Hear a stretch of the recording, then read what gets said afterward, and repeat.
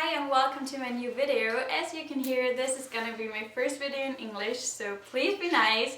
And it's a special video because I have two guests tonight, and these are my host parents.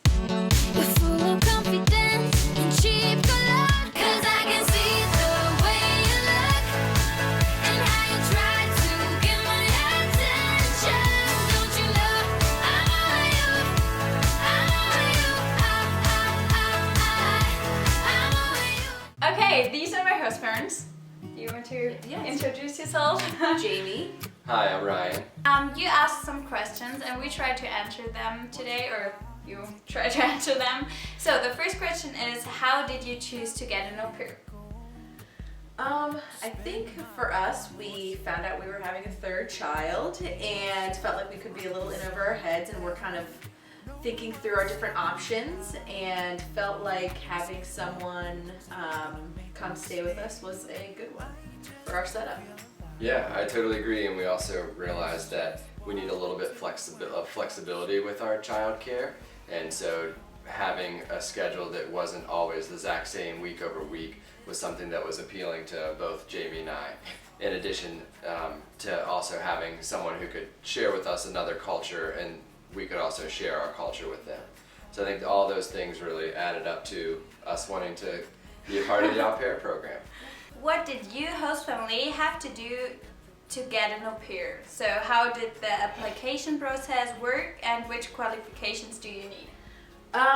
So basically we just kind of went online and said we were interested. I think it's like we submitted like a form that we were interested in, and then a woman in our area contacted us to come meet with us, I think, to get to know, the space and us, and make sure that we were, a good family to host an au pair, I think. Yeah, exactly. And I think the agency, in addition to sending someone out to a house to meet with us, has background checks and wants to learn more about our children and our setup, etc., so that they can help make sure that the match process is a smooth one. Yeah. Which questions do you think an au pair should ask the host family during the first Skype date? I think we were, it's just the first interview is kind of a getting to know you kind of thing. It's from the au pair perspective, that's difficult. Obviously we were looking for certain things when we were looking for you, but just getting to know, what are the kids like, asking questions about that, because I'd imagine as an au pair, what you're comfortable with. If you're comfortable with younger kids or older kids, or kids that maybe have special needs or things like that, it's probably good just to understand what the family dynamic is like, and what's the town like. That's a big part of it too. Where are you going to be living? If it's going to be cold and you don't want that, maybe you should consider Miami. Except us. Don't consider The weather. because of the weather. Yeah. But but location is probably the important thing. Yeah, and I would just add too that any questions that can help you understand better the personality of the family, even like what the family likes to do for fun on the weekends, or what does a normal week schedule look like for the family, I think can help the au pair better understand what it'll actually be like. And also kind of add on to that, I think different families have different expectations or needs when it comes to an au pair, and maybe they want the au pair to really be integrated into the family. Maybe they want a little bit more of a separation, and that might work for one au pair to another. So depending on what you want, making sure you ask, would you want the au pair to have dinner with you every night, or what would you expect, just so that everybody is on the same page and there aren't any kind of surprises. Really important point. Did you take your time to go through the au pair's application pages and read everything they wrote, or did you only watch their application videos? Yeah, I can answer that. I think we definitely went through the applications a lot, and when we were screening the applications, we were looking for certain criteria, and some for us was experience with younger kids, a certain number of hours of childcare experience, and also because we live just outside the city and we need obviously you to provide some help with driving the kids around and even to and from school, we wanted a certain number of hours of driving experience. And so from there, if the application showed those things, then we would look at the video and try to make sure that the video was someone who, from a personality standpoint, we thought would be a good fit for our family.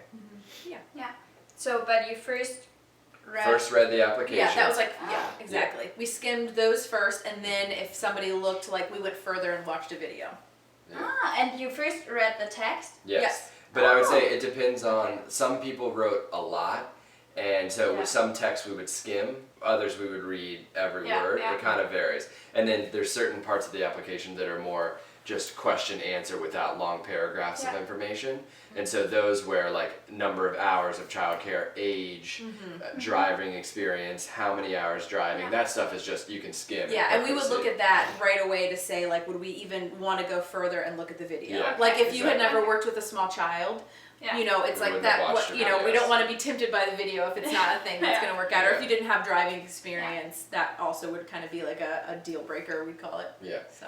And then we'd also look too for availability, you know, so when you say you can start as the au pair was helpful because we had a certain summer month. We could be a little bit flexible, July or August, but we were looking for that as well. So so to Jamie's point, if someone said they could start in, you know, October, we wouldn't even look at their application. Yeah. So. And do you have any number of hours? I think that's also interesting.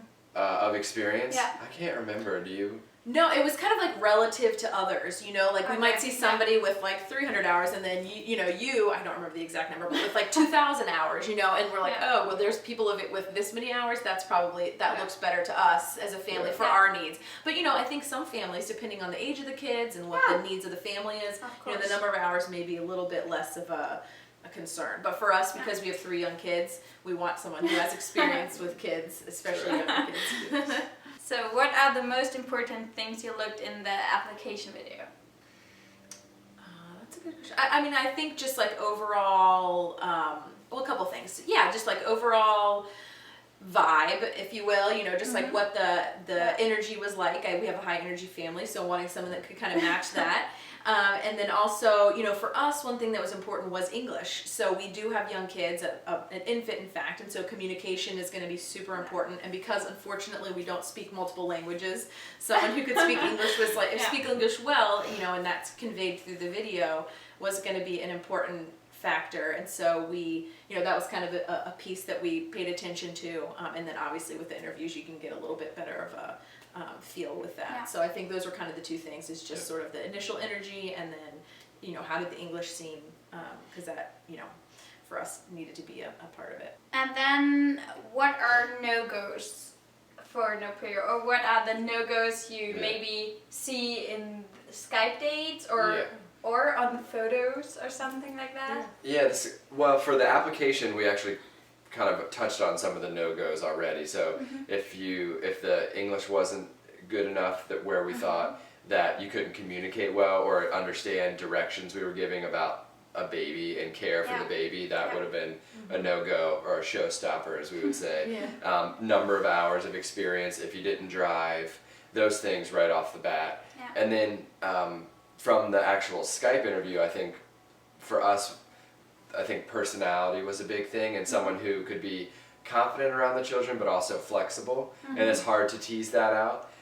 But I think that was one of the things that we were really looking for. So someone who was too rigid or maybe too shy even would probably be a no-go, because we wouldn't think that a person like that could really survive with our kids or fit in well with our kids. And also similarly, when we had the Skype conversation, we'd ask you specific questions about, you know, if this situation happened where the child was misbehaving, and that never happens, but say, for example, it did, you know, what are some strategies that you might use to you know, get them in a better path? And you had some good answers there. I think that was important too, is, you know, giving good responses to situational type questions that we deal with on a day-to-day basis. So that was important. And if that wasn't the case, then, you know, we'd probably look elsewhere. And stuff like tattoos or all that stuff, because this is always a topic in the tattoo. Like appearance in general. That really wasn't a huge concern, you know. I don't think. Yeah, because there are some families, for them it's a no-go. For example, if the au pair has blue hair or something like that. And I know moms with purple hair. No, I mean, I think it's going to be family to family and what you're comfortable with. I think that wouldn't be, you know, it's the personality, it's, you know, the warmth to the kids and the connection with the kids. You know, a tattoo really doesn't concern me. You know, unless it's an inappropriate tattoo, then, you know, bad words, you know, something weird. But we wouldn't be able to understand it anyway. That's true. Yeah, and the only thing, in terms of like appearance, I would say is, I mean, tattoo is not a big deal, but and blue hair wouldn't necessarily be a big deal, but it is a job, and it is a professional opportunity, so you do want to present yourself as if you're thoughtful and you care about yourself and your appearance, and that doesn't mean you have to dress up in a very formal attire for your interview, but you do want to look nice, and you want to make sure that you're kind of presenting yourself well. And I think that's an important thing, is that the au pair experience is kind of both being a part of the family, but it's also an element to a great amount of responsibility. And so with that, you want to see that the person is thoughtful, has confidence, and is taking it seriously. Yeah. In America, there's a saying, you want to look the part a little bit, and I think there's a little bit of that, of just making sure, what characteristics make up a good au pair. So why did we choose Daria? Well, I think we've kind of like mentioned it a little bit along the way, but you know, just a lot of energy, great responses when we asked specific questions about, I mean, those were actually really important, very mature responses when we asked about, you know, how you would handle our kids, and also just communication, because when you become an au pair, one of the most important things is communication with the family, with the kids, and we felt like your responses were very mature. And well thought, and those were very helpful in kind of making us feel comfortable with you as our final choice. Yeah, and I would just add too that it was clear that being an au pair was something you really wanted to do, and that was important to us, because you want to be convinced that the person really wants to be an au pair, because it is such a big leap of faith. And as you know, and I know you've met other people who might think they want to do it, and then they get here and the experience is very different than what they had anticipated, and so someone who's very committed to it, at least to start, is a good place to be. And I think you showed that very well through your video, through your interviews, and your preparation, your application. Everything was very obvious that this was something you were really set on. Yeah. So you're welcome. And I know that you searched for an older au pair. Originally. Originally. But I think part of that was because we did want someone who was confident and mature, as Jamie said, and I think you showed us that even though you were right out of high school and a little bit on the younger side, that we thought your maturity level was great, and was beyond your years in many ways, and so that's something that gave us the confidence to go with a younger au pair. Many au pairs who are younger just are worried about that they're too young, because many families wants to have older. Well, and I think, you know, the answer to that, like Ryan is saying, is like, if you are confident, the years don't necessarily matter. So I think that's a big part of it. Yeah, and even for au pairs that are on the older side, which I know tends to be a little less common from German au pairs, it seems like, but having a story or a reason as to why you might be 23 or 24 and want to become an au pair is very important, and also letting the family know what did you do from the time you left high school for 3 or 4 years until you decided to enter the au pair program. And there's no right answer, it's just helpful for people to understand, you know, what your experience has been like, if it's not obvious within your written application. Which advices you would give to advice would you give to your friends if they wanted to have an au pair? Thanks. You're trying to interpret. I got it. Yeah. So what advice would you give to your friends if they wanted to have an au pair?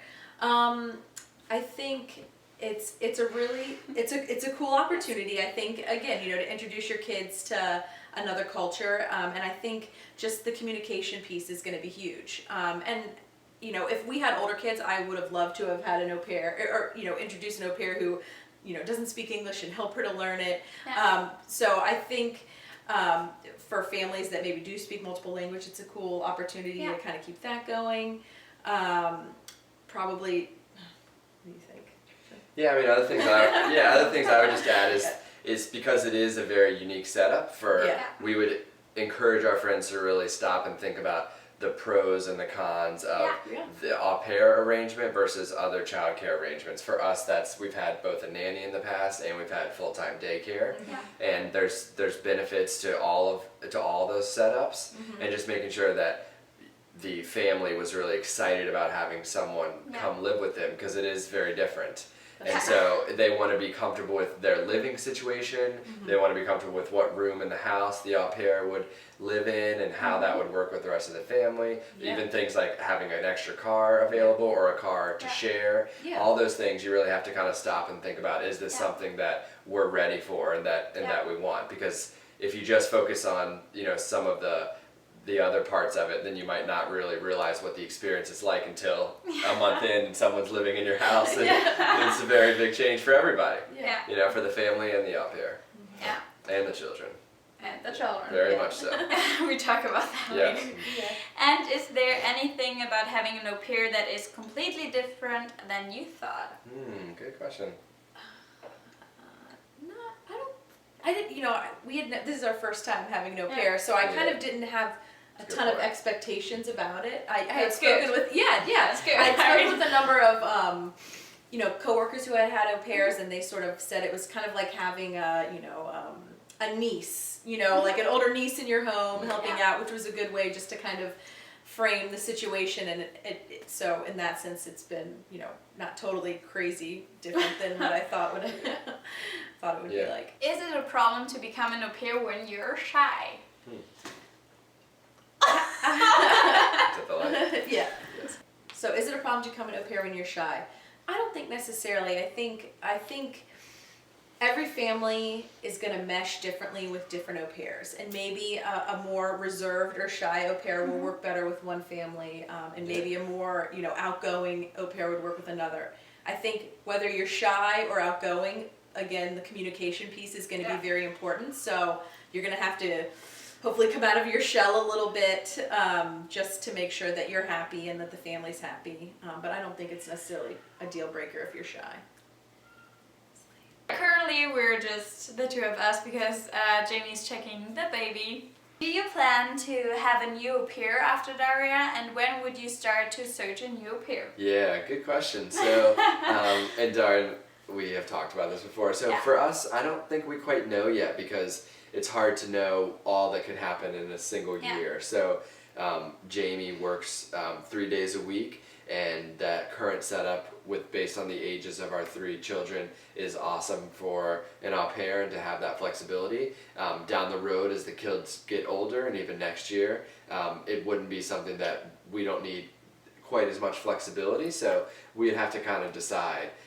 In terms of when we would actually make a decision and start looking, because your year would be up in is up in August, so we would probably start maybe March, April, and start, you know, looking through applications and having Daria give us some advice on good candidates. So we'll see. I don't think we quite know yet. So. But I talk to you if I know if I have to search a new au pair for me.